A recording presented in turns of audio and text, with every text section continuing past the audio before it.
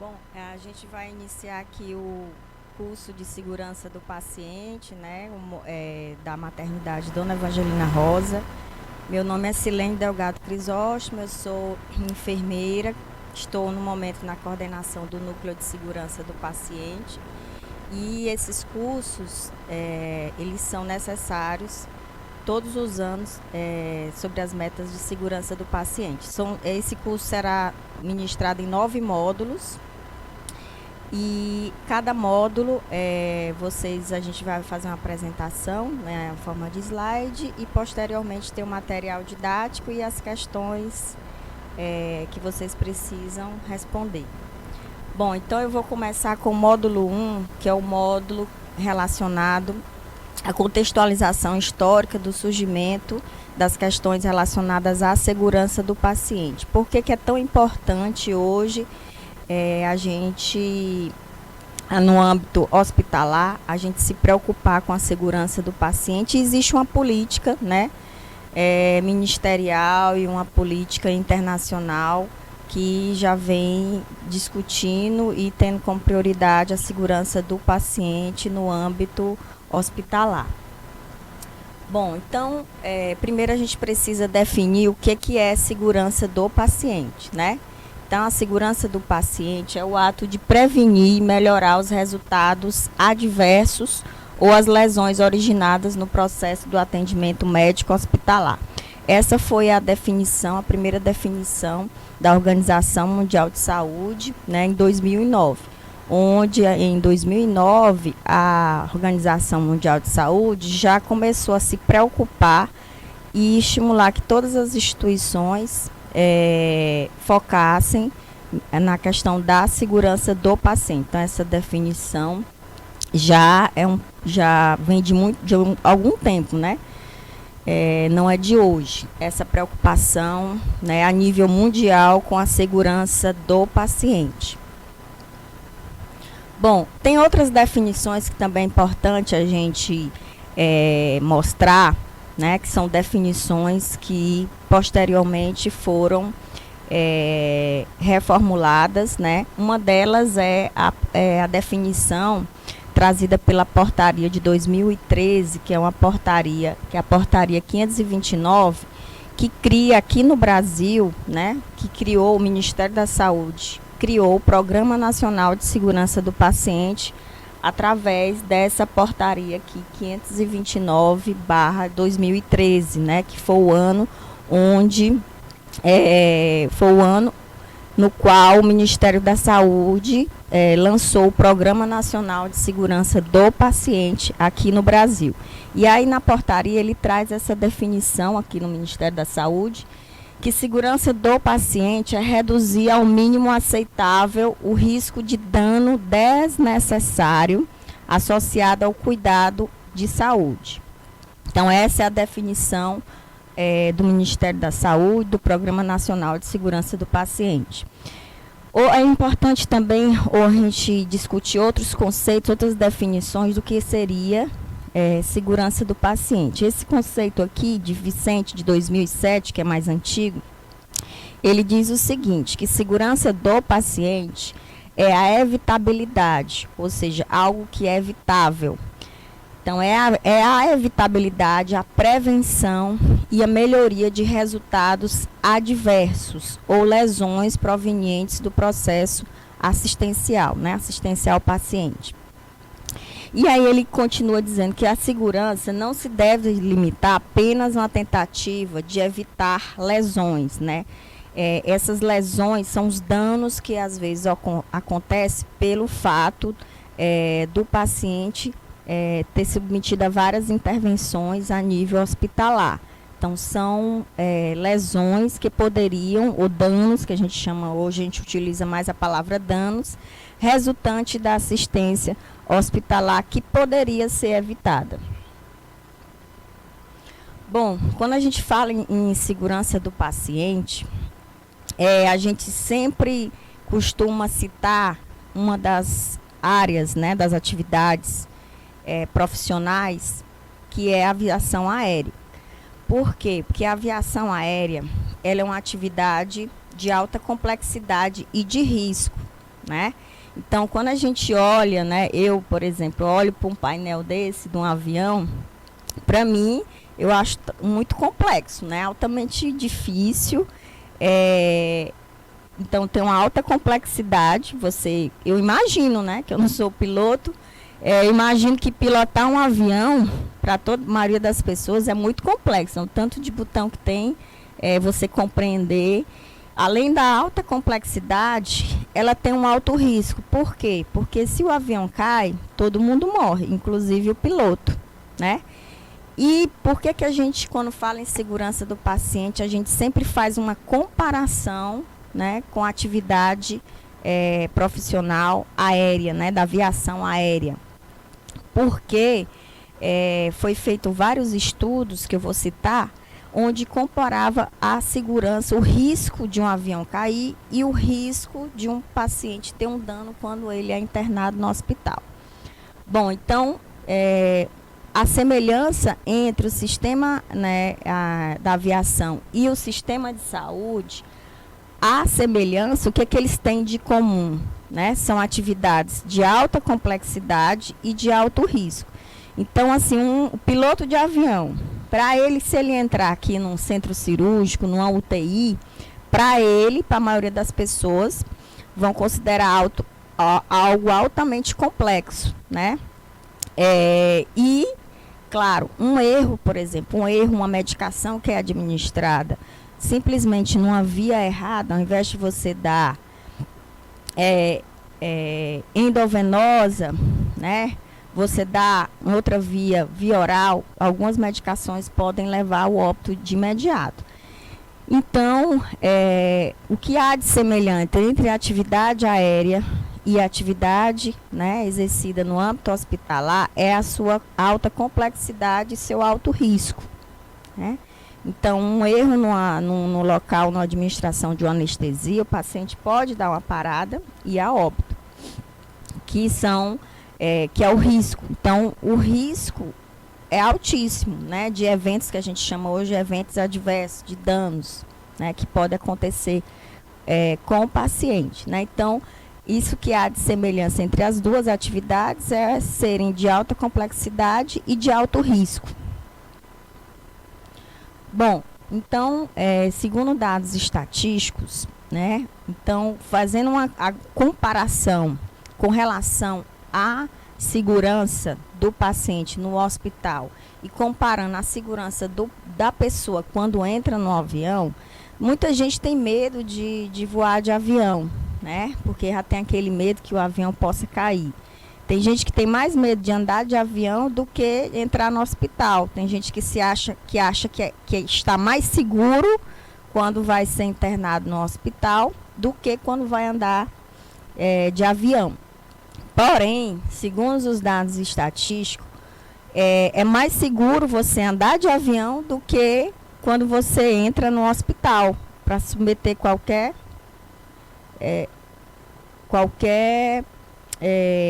procedimento, né, de assistência, seja de um exame, seja de qualquer outro procedimento. Então, segundo as estatísticas, diz o seguinte: o risco de um acidente fatal com voo de passageiros a cada 4.857.000 decolagens foram, em 2015, né, só de 7 o risco.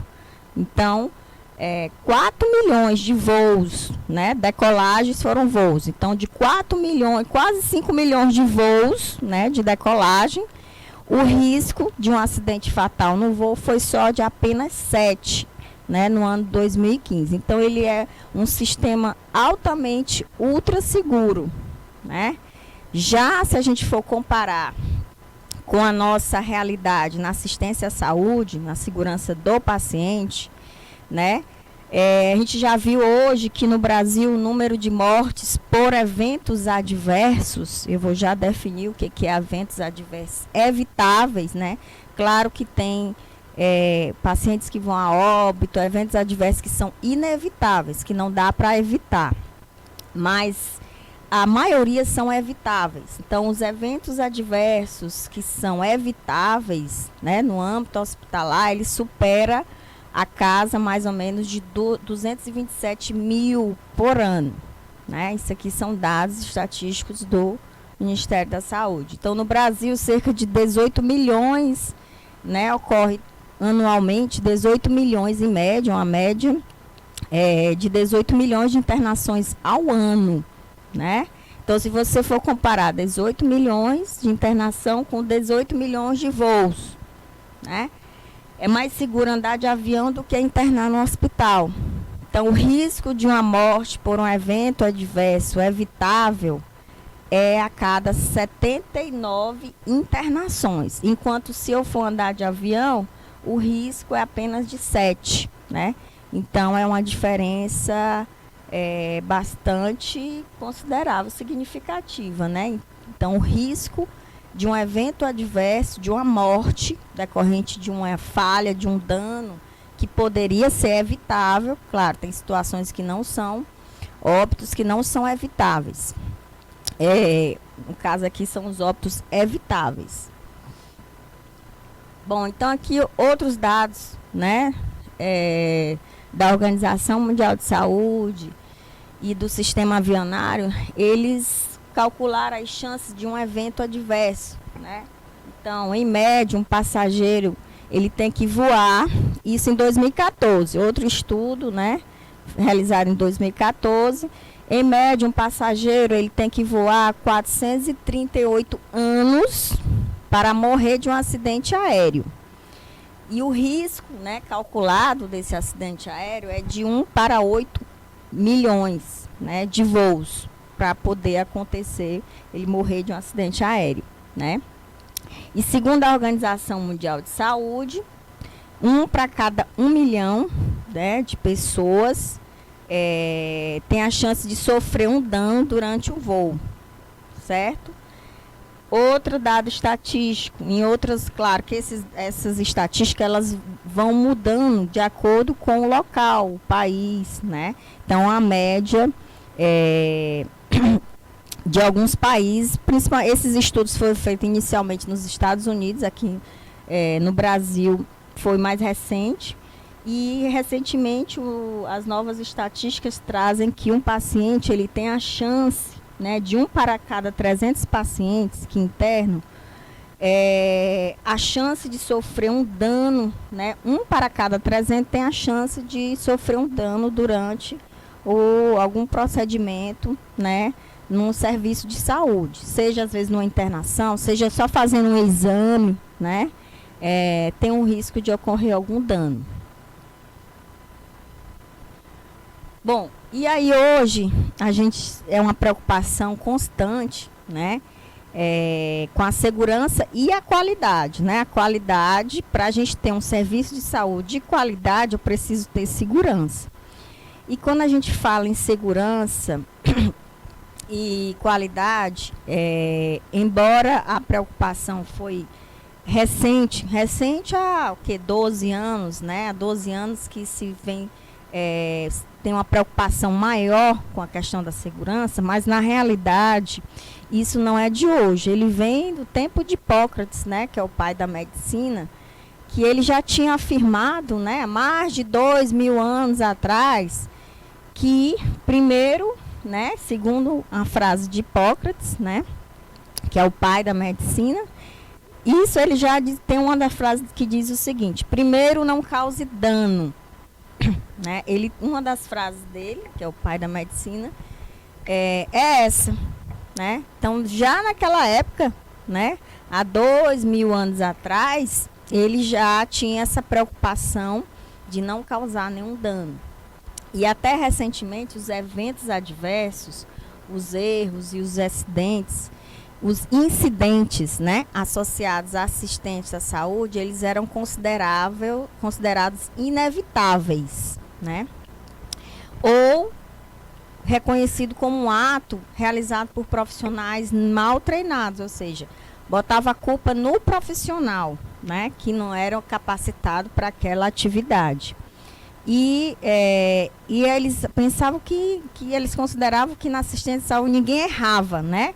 Eram inevitáveis porque eles achavam que não existiam erros, que não existiam falhas, não existiam incidentes, né, no âmbito da assistência hospitalar. E quando havia esses incidentes, essas falhas, era uma questão individual de um profissional que não estava capacitado para aquela assistência. E é o que a gente vê hoje, o que a gente vê e identificou é que não é dessa forma, né?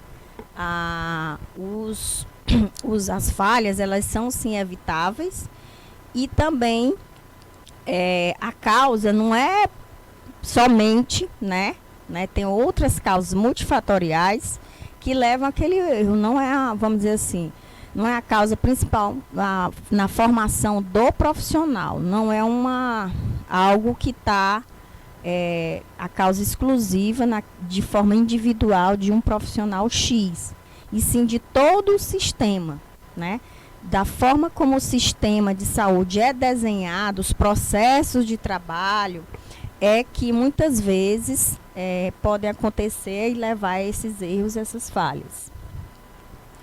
Bom, então essa segurança do paciente, né, e a qualidade hoje nos serviços de saúde, ele é definido como um conjunto de elementos, de estrutura, de processos, né? Tem muitas falhas no processo, não é uma falha individual do profissional, é uma falha no processo de trabalho, na maneira de trabalhar, na forma como a estrutura do serviço de saúde funciona, como também nos instrumentos e nas metodologias baseadas em evidências, né? Então, hoje, se procura focar não somente, claro, que os profissionais têm que se capacitar, sempre estar se atualizando, porque as coisas vão evoluindo, vão mudando, porém, a gente também tem que estar sempre reavaliando a estrutura, os processos de trabalho, né, da instituição, os instrumentos,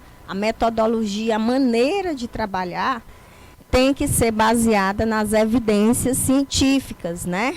Mais atuais, é claro, que vão tentar minimizar o risco de sofrer um evento adverso no processo de atenção à saúde, né? Esses eventos adversos são as falhas e os incidentes que levam ao dano ao paciente, certo? Então, a gente foca em todo o processo, toda a estrutura do serviço, processo de trabalho, instrumento e a maneira de trabalhar. Dessa forma é que a gente vai conseguir minimizar o risco de sofrer um evento adverso no processo de atenção à saúde. Quando a gente fala minimizar, por que a gente não fala eliminar o risco por completo? Porque não tem como, é impossível a gente, em qualquer lugar do mundo, não é impossível reduzir a zero o risco. Não existe risco zero, né? Então, por isso que a gente utiliza o termo minimizar, reduzir ao máximo possível, mas o risco sempre vai existir. Só o fato de você internar, por melhor que seja o serviço de saúde, no mundo inteiro, não só aqui no Brasil, sempre vai existir risco. Bom, é importante enfatizar que nessas últimas décadas se intensificou essa preocupação com a segurança do paciente. Recentemente, a partir de 1999, que foi um marco, foi o grande marco, né? A gente, quando se fala em segurança do paciente, sempre tem assim um pontapé inicial. E esse pontapé inicial que gerou uma preocupação a nível mundial, no mundo inteiro, com a questão da segurança do paciente, foi em 1999, quando o Institute of Medicine dos Estados Unidos publicou, em 1999, um livro, relatório intitulado Errar é Humano, né? Construir servir um sistema de saúde mais seguro, né? Então, nesse livro, ele relatou várias situações onde houve falhas e erros, né? E nesse relatório, ele afirmava o seguinte: 4 pontos principais nesse livro, né, onde ele descreveu algumas situações que aconteciam a nível hospitalar, onde ele descreveu os eventos adversos, as falhas, isso nos Estados Unidos, né? Então, se nos Estados Unidos acontece, imagine aqui, né? Então, não é só aqui, é no mundo inteiro, que a gente pensa que os erros, as falhas, só aqui no Brasil, que o serviço é ruim. Não, não é que o serviço é ruim, né? Em todo local, por melhor que o serviço seja, de melhor qualidade, ele tem um risco, vai acontecer, claro, em uma quantidade menor, de danos, de falhas ao paciente, mas acontece. No melhor lugar, melhor hospital do mundo, também ocorre essas falhas, esses eventos que a gente chama de eventos adversos. Bom, então, nesse livro, né, que foi o marco, né, que determinou os serviços, as políticas públicas a nível mundial sobre segurança do paciente, ele fez 4 afirmações principais nesse relatório, que foi os danos. Ele identificou que os danos causados por eventos adversos, nesse livro, ele fez essa afirmação, né, nesse relatório, que eram muito graves, ou seja, grave no sentido de levar até a óbito, né? Então, os danos causados pelos eventos adversos, pelas falhas, era muito grave e causava óbitos. Outra afirmação importantíssima foi que o principal problema está associado às falhas, né? Está em sistemas falhos e não nas falhas de pessoas, né? Então, o problema dos eventos adversos, das falhas que acontecem no âmbito do sistema de saúde, não, o principal problema não está no sistema de saúde. Aliás, perdão, está no sistema de saúde e não nas pessoas. Então, as falhas não é das pessoas, e sim da maneira como o serviço funciona, o processo de trabalho, a maneira de se trabalhar, né, é que leva a principal causa, né, raiz, que a gente chama, de ocasionar esses eventos adversos, essas falhas. Então, baseado nisso, ele afirmou o seguinte, que é necessário redesenhar os sistemas. Então, o que é redesenhar o sistema? Redesenhar a maneira de se trabalhar. Por exemplo, vou citar aqui um exemplo. Como é que a gente redesenha um sistema? Um sistema, quando a gente fala o sistema, é o serviço de saúde, é o processo de trabalho daquela instituição. Uma delas, vou citar um exemplo, que é uma prioridade, uma meta, né, internacional de segurança, a primeira, que é a identificação do paciente. Então, assim, muitos procedimentos eram feitos porque os profissionais não checavam se aquele procedimento, aquela medicação, aquela cirurgia era para aquele paciente, né? Então, a gente que trabalha na maternidade Evangelina Rosa, por exemplo, antigamente, né, na maternidade, o núcleo de segurança ele foi criado em 2016. Então, antes de 2016, as bebês eram identificadas com a pulseira, porém as mães não eram. Então, existe muito risco, por exemplo, de o bebê estar identificado com o nome errado, da mãe errada, mesmo estando com a mãe, está com o nome da mãe, porque ele sai, quando ele nasce, ele é colocado na pulseirinha o nome da mãe, porque ele ainda não tem nome. Então, antes a mãe não tinha pulseira. Então, a pulseira, a partir de 2016, com a nova forma de se trabalhar, identificando todos os pacientes, bebês, mães e até acompanhantes, isso é uma forma de redesenhar o sistema e criar barreiras de segurança para evitar trocas, evitar falhas, né, com relação a procedimentos ao paciente errado. Então, a segurança do paciente, a última afirmação que ele trouxe nesse livro, que foi o marco para as políticas hoje de segurança do paciente é que a segurança do paciente ela tem que se tornar uma prioridade, né?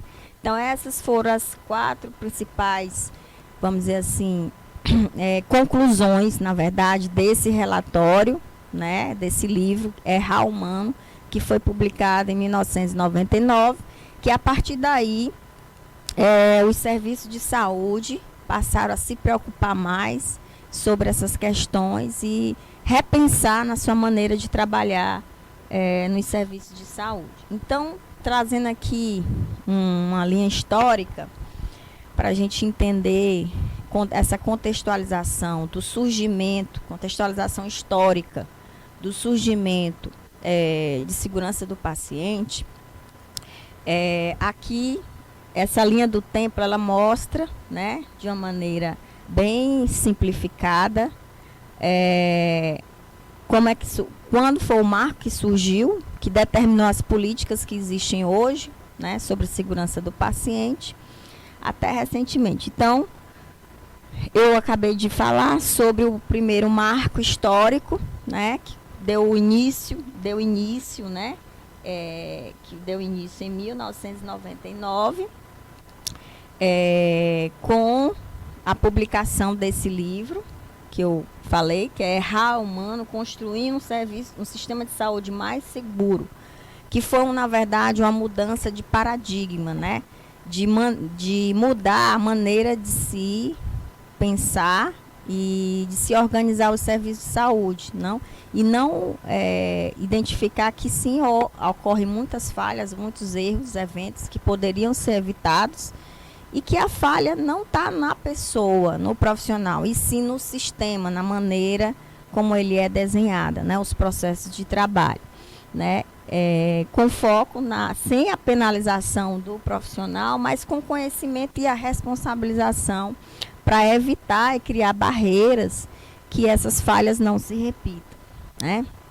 Posteriormente, em 2001, foi criado a rede Sentinela, que foi uma proposta da Anvisa para monitorar os casos, os óbitos graves decorrentes de eventos adversos.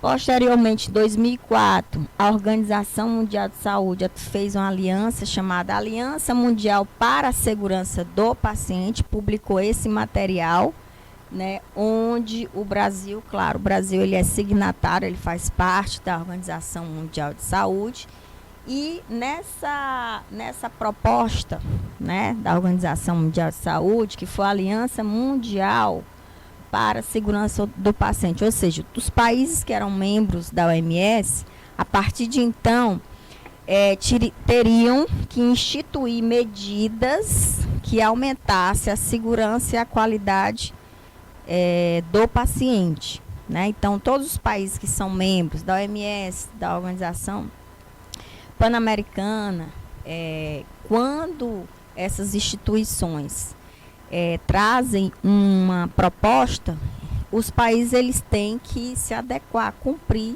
aquelas metas. Então, ele trouxe essa meta para que os países melhorassem, aumentassem, né, a segurança e a qualidade. Posteriormente, em 2011, né, a Anvisa, Agência Nacional de Vigilância Sanitária, publicou essa RDC aqui, número 63 de 2011, onde falava das boas práticas do serviço de saúde, né, funcionamento do serviço de saúde. Então, lá, dentre essas boas práticas, né, ele já trazia a recomendação de trabalhar algumas barreiras, alguns processos de trabalho para melhorar a segurança e a qualidade, e na qualidade da assistência ao paciente. Posteriormente, no ano seguinte, 2012, a Anvisa também lançou um outro projeto chamado Paciente pela Segurança do Paciente, certo? Esse projeto foi um projeto precursor, onde ele trazia alguns hospitais eram cadastrados nesse projeto para melhorar alguns processos de trabalho voltados para as metas internacionais de segurança do paciente, que a Organização Mundial de Saúde já preconizavam as 6 metas internacionais de segurança do paciente.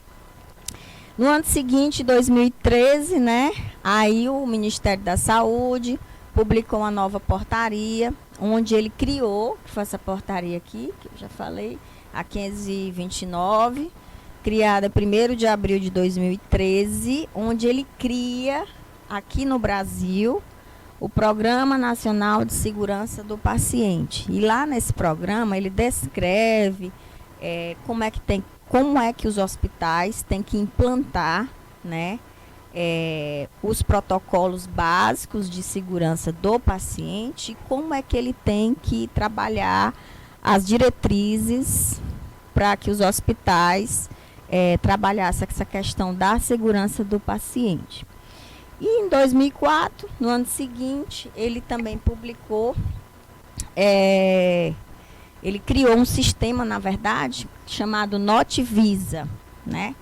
Esse sistema Notivisa é um sistema da Anvisa, né, da Vigilância Sanitária, a nível nacional, onde cadastra os núcleos de segurança, né, para fazer o cadastro dos núcleos de segurança e para fazer as notificações dos eventos adversos. Por quê? Porque a gente tem que conhecer, é importante conhecer quais os eventos que mais acontecem na nossa instituição e no Brasil para poder implantar as políticas de minimizar esses eventos adversos. Bom, eu já falei bastante sobre, várias vezes, sobre evento adverso, sobre danos, sobre incidentes, sobre risco, mas aí eu não conceituei, né? É importante sempre a gente conceituar, né? Trazer os conceitos. O conceito de segurança foi o primeiro que eu já trouxe, né? Que é o reduzir ao mínimo aceitável o risco de dano desnecessário associado ao cuidado à saúde. Que esse conceito é o conceito do Ministério da Saúde, né, publicado na portaria que cria o Programa de Segurança do Paciente. É importante também a gente entender o que é dano, o que significa o dano, né? Então, o dano no paciente seria o comprometimento da estrutura ou função do corpo, certo? Ou qualquer efeito dele oriundo, incluindo doenças, lesão, sofrimento, morte, incapacidade ou disfunção, podendo ser físico, social ou psicológico, né? Então, seria qualquer dessas consequências, né, que inclui doença, lesão, sofrimento e até a morte. É considerado um dano. E risco, o que seria risco, né? Risco é a probabilidade de um incidente ocorrer, né? Porque aqui não é acidente, né? Um incidente porque não é nada proposital. Ninguém vai sair da sua casa para trabalhar, para dar plantão, para dar assistência, com a intenção, né, de causar algum dano ou de errar, né? Então, é a probabilidade, a possibilidade de um incidente ocorrer. E o que seria um incidente?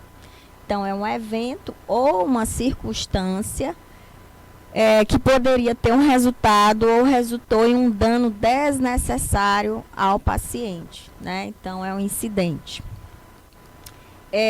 Temos também um conceito que a gente usa também para fazer essas classificações dos eventos adversos em circunstâncias notificáveis. O que é uma circunstância notificável? Circunstância notificável é um incidente com potencial dano ou lesão, mas que não atingiu o paciente. Na verdade, é um incidente que tem risco, né? Por exemplo, vamos lá, circunstância notificável, vamos dar um exemplo. Por exemplo, o chão molhado, né? Quebrou o banheiro, está vazando água, e aí a enfermaria está toda molhada, o banheiro. Se o paciente sai do seu leito, vai para o banheiro está todo molhado, né? Então, o fato do chão estar molhado, de estar derramando, ter muito água no chão, aquela água no chão, no piso, tem o risco dela, o quê? Quando ela for ao banheiro, escorregar e cair. Se ela cair, ela pode cair de mau jeito, ela pode quebrar um braço, pode quebrar a mão. No caso, a gestante, né? Ela pode ter um sangramento, pode entrar em trabalho de parto prematuro. E às vezes, né? Mas pode acontecer. Uma maneira dela cair, pode até quebrar o pescoço e morrer, né? Uma simples queda, ela pode morrer. Então, a circunstância notificável seria o quê? Seria o chão molhado da enfermaria, né? Uma circunstância notificável, porque está pondo em risco, o risco de quê? Risco de queda. E se ela cair, ela pode ter uma lesão, quebrar o braço, entrar em trabalho de parto prematuro, e até morrer. Então, um chão molhado é uma circunstância notificável, né? Por quê? Porque é uma situação de risco para o paciente. Porém, não aconteceu ainda, né? Near-miss é outro conceito que a Organização Mundial de Saúde traz. Near, em inglês, near, próximo ao erro. Seria quase, a tradução dessa palavra near-miss é quase falha, né? Então, na verdade, essa quase falha é um incidente, porém um incidente que não atingiu o paciente, certo? Ou, por exemplo, se ela caiu, mas não chegou a causar dano, certo? Então, seria um near miss, né? Uma quase falha. O incidente sem lesão. Quando o incidente atinge o paciente e não causou dano, né? É um incidente sem lesão, né? Então, ela caiu, mas ela chegou ao chão, mas não houve dano, né? Não houve dano. Ou seja, ela não quebrou o braço, não quebrou a mão e nem foi a óbito, né? Graças a Deus. E o evento adverso? O que seria o evento adverso? Que eu falei várias vezes. O evento adverso é um incidente que resulta em dano ao paciente. Então, se ela escorregou, né? E caiu no chão, e quebrou o braço, quebrou a mão, começou a sangrar, né? Teve um sangramento, então teve um dano, né? Então, se teve um dano, é um incidente, porque ela caiu e ainda teve o dano. Então, o incidente que tem dano é o evento adverso. Essa queda poderia ter sido evitada? Poderia, né? Poderia, por várias maneiras. Se o chão tivesse limpo, se ela não tivesse ido sozinha ao banheiro, tivesse com alguém acompanhada, tivesse uma cadeira de roda no banheiro para ela tomar o banho. Então, é um evento adverso que poderia ser evitado, né? Bom, então, como eu falei, em 2013, o Ministério da Saúde aqui no Brasil, ele criou o Programa de Segurança do Paciente. E no Programa Nacional de Segurança do Paciente, uma das atribuições do programa é que a instituição tem que criar um núcleo de segurança do paciente, certo? Então, o núcleo de segurança do paciente no âmbito hospitalar é uma instância de um serviço que tem que ser criada, né? Justamente para promover e apoiar a implantação dessas ações voltadas para a segurança do paciente. Então, a política, ela traz, né, em 2003, que os hospitais criem, né, esse núcleo de segurança do paciente para promover essas ações de prevenção, de implantação de segurança do paciente. Então, aqui na nossa instituição, que é a maternidade Dona Evangelina Rosa, que a gente tem como a missão de prestar uma assistência de qualidade humanizada a nossas gestantes, puérperas, recém-nascidos, através, claro, de uma equipe multiprofissional especializada, e contribuir também para a formação, né, como hospital de ensino, para a formação dos profissionais de nível de graduação e pós-graduação.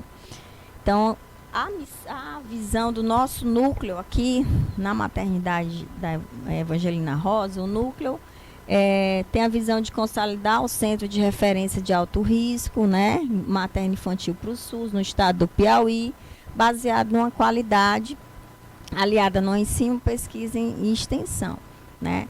Então, e tem como os valores de ética, transparência, ensino, pesquisa, e dentre os valores da nossa instituição, temos a questão da segurança do paciente, que é melhorar os resultados, né, na busca de reduzir o risco ao dano ao paciente.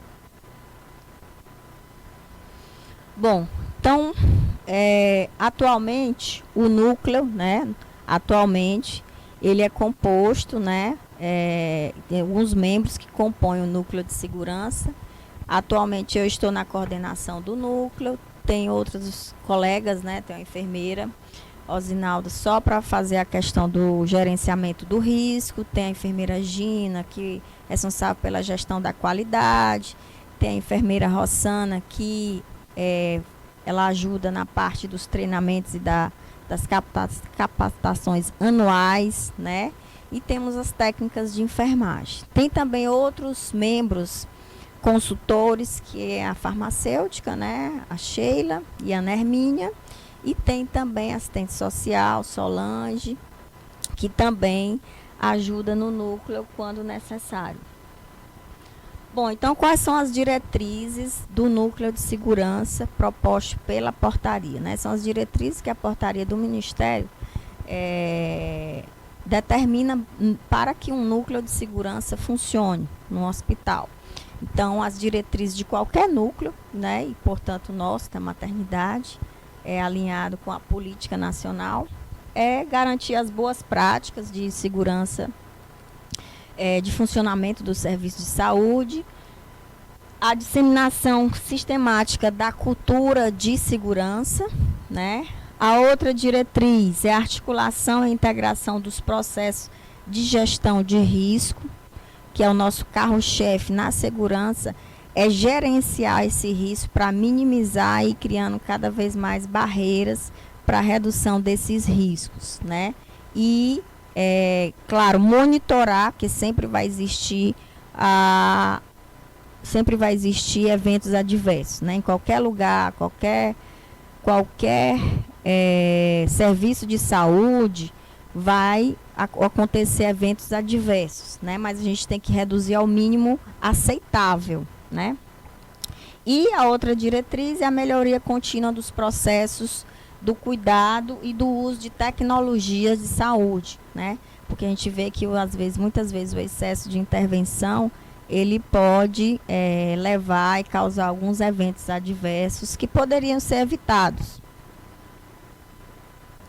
Bom, eu vou falar rapidamente aqui sobre as atribuições do nosso núcleo, né, baseado na portaria do Ministério, que é promover as ações, como eu falei. Tem nosso carro-chefe a gestão do risco, né, gerenciar, identificar esse risco, criar barreiras para reduzir esse risco, né, desenvolver as ações de integração e articulação multiprofissional. O núcleo ele engloba toda a instituição, todas as áreas, todas as categorias profissionais. Promover o mecanismo de identificar e avaliar a existência da não conformidade dos processos, quando a gente fala processos de trabalho, né? Então, processo de trabalho que potencialmente pode levar a um risco, então a gente avalia e redesenha esse processo, tenta redesenhar e alinhar, né, esses processos, procedimentos, a utilização de equipamentos, né, que podem causar dano. Não é nem o equipamento, é a maneira de se utilizar esse equipamento, né? A maneira de se administrar a medicação. A medicação é algo que vai ser outro módulo administrado, que tem risco desde a dispensação, né, o preparo, a dispensação, a prescrição e até a administração. Todo esse processo, né, até chegar, vamos dizer assim, a ser administrado no paciente, tem vários riscos. E insumos, né? Então, a gente avalia, o nosso papel é avaliar todos esses processos, que envolve tudo isso, né? Com ações de prevenção e de correção de eventuais processos potencialmente de risco. Outra atribuição é elaborar, implantar, divulgar e manter atualizado o plano de segurança. Então, anualmente, a cada 2 anos, a gente reavalia o plano de segurança do paciente para a gente ver quais são as metas prioritárias que a gente tem que melhorar. Outra atribuição é implantar os protocolos de segurança, né? Nós temos atualmente, na verdade, 7 protocolos, né? Que é a identificação, o segundo é o de comunicação, o protocolo da medicação segura, da cirurgia segura, da prevenção de quedas, da higienização das mãos e da prevenção das lesões por pressões. Então, são 7 protocolos. E a gente, nosso papel, nossa atribuição é implantar os protocolos e monitorar os indicadores de cada meta. Estabelecer barreiras para a prevenção dos incidentes nos serviços de saúde, desenvolver, implantar, acompanhar os programas de capacitação, como esse é um programa novo de capacitação, mas anualmente a gente já fazia presencialmente no auditório essas capacitações. Todos os anos a gente tem que fazer essas capacitações de todas as metas, analisar e avaliar os danos sobre os incidentes e os eventos adversos decorrentes da assistência à saúde. Compartilhar, são muitas atribuições. A gente também tem que compartilhar, divulgar os resultados das análises, né? Da avaliação desses incidentes, desses eventos adversos, notificar os eventos adversos no Notivisa, né, que é um sistema nacional da Anvisa, né? Então a gente notifica, são muitos eventos. A gente atualmente não notifica os leves, a gente notifica aqueles que mais se repetem e os eventos adversos graves, né? Então a gente faz a notificação no Notivisa, né, que é um sistema da vigilância sanitária. Manter sobre a nossa guarda e disponibilizar às autoridades sanitárias, quando requisitado, né, as notificações. Existem as notificações que os profissionais, né, a maioria de vocês fazem, que nos ajudam a identificar as falhas para tentar melhorar, criar barreiras para que esse evento não se repita. Também acompanhar as alertas sanitárias e as outras comunicações de riscos, né, às autoridades, né, sanitárias. Então, o nosso carro-chefe é esse monitoramento, que é o gerenciamento do risco. Bom, e aqui esse cartaz, eu acredito que a maioria de vocês já viram, já conhece, é um cartaz do Ministério da Saúde, que quando ele criou a Política Nacional de Segurança do Paciente, né, foi criado esse cartaz como uma logomarca, né, da Política Nacional de Segurança do Paciente, onde traz as 6 metas internacionais de segurança do paciente, né. A primeira delas, essas metas não são trabalhadas só aqui no Brasil, na maternidade, elas são trabalhadas no mundo inteiro. Então, são as que eles consideram as 6 metas internacionais, né? Elas são trabalhadas no mundo inteiro. A primeira delas é a identificação correta do paciente, certo? A segunda é melhorar a comunicação entre os profissionais, não só entre os profissionais, as equipes, mas entre o profissional e o paciente. A terceira meta é melhorar a segurança na prescrição, uso e administração de medicamentos. A quarta, assegurar a cirurgia em local, intervenção, procedimento e paciente correto. A quinta meta é a da higienização das mãos, né, no momento, da maneira, com a técnica correta, nos 5 momentos. Para quê? Para evitar as infecções que matam muitos, né, pacientes hoje, no mundo inteiro, não só aqui no Brasil. Leva à mortalidade, né, relacionada à assistência à saúde. E a sexta meta, na verdade, são 2 medidas, né? Na verdade, essa sexta é 2 em 1. porque, na verdade, são 2 protocolos que a gente trabalha nessas 6 metas, que é o protocolo de prevenção de queda, né, que é o reduzir o risco de queda e reduzir as que hoje, o nome correto, é lesão por pressão. Mas aqui no cartaz, você vê que o cartaz do Ministério, ele não mudou o termo, né, que na época, em 2013, ainda se utilizava essa terminologia úlcera por pressão, né, mas mudou, o cartaz não mudou, então por isso que a gente permanece com ele aí, o cartaz do Ministério, mas o termo já mudou, o termo que a gente usa é lesão por pressão, que são aquelas feridas pelo prolongamento na assistência hospitalar, podem levar a essas lesões.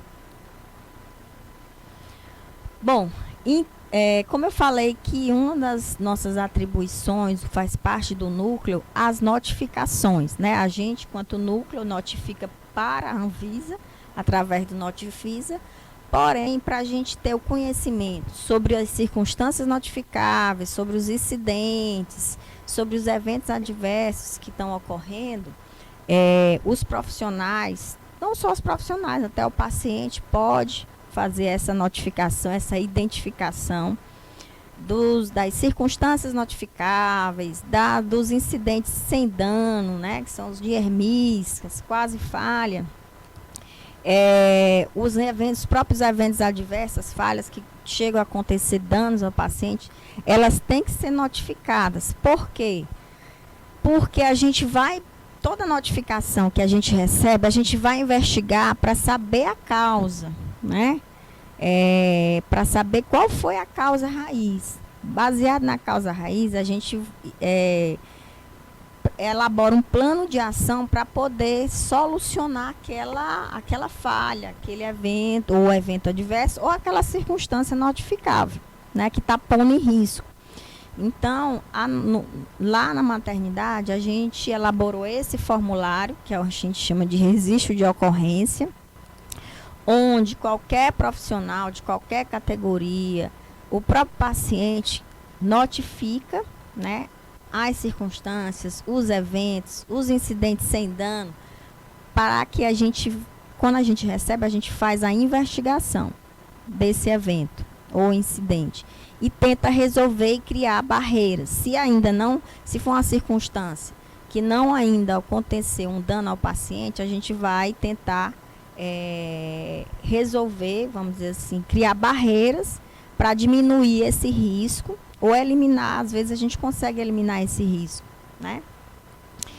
Para que ele não chegue a atingir o paciente. E quando acontece o evento, é importante sim notificar o evento. Por quê? Porque quando eu identifico a causa daquele dano que chegou a atingir o paciente, eu vou tentar, né, criar junto com a equipe estratégias para que esse dano não se repita, né? Que esse dano não se repita. Então, esse aqui é o modelo do nosso formulário. Cada instituição cria o seu modelo, a sua forma de receber as notificações. Tem hospitais que tem um sistema online que as pessoas fazem via e-mail. Então, inicialmente a gente tem esse formulário para ser feito à mão, né, escrito a punho. E esse ano a gente criou, né, online o formulário no Google Forms, né? Então, o formulário no Google Forms. A gente disparou o link para todos os grupos, né? Hoje a gente já pediu para colocar, já tem todos os computadores da maternidade. Na pasta de sistemas tem o link, né, do formulário para que o profissional faça a sua notificação. Bom, então, para a gente encerrar, aqui são as referências, né, desse primeiro módulo. E obrigado pela atenção de vocês. Espero que vocês leiam todo o material e respondam aí as questões.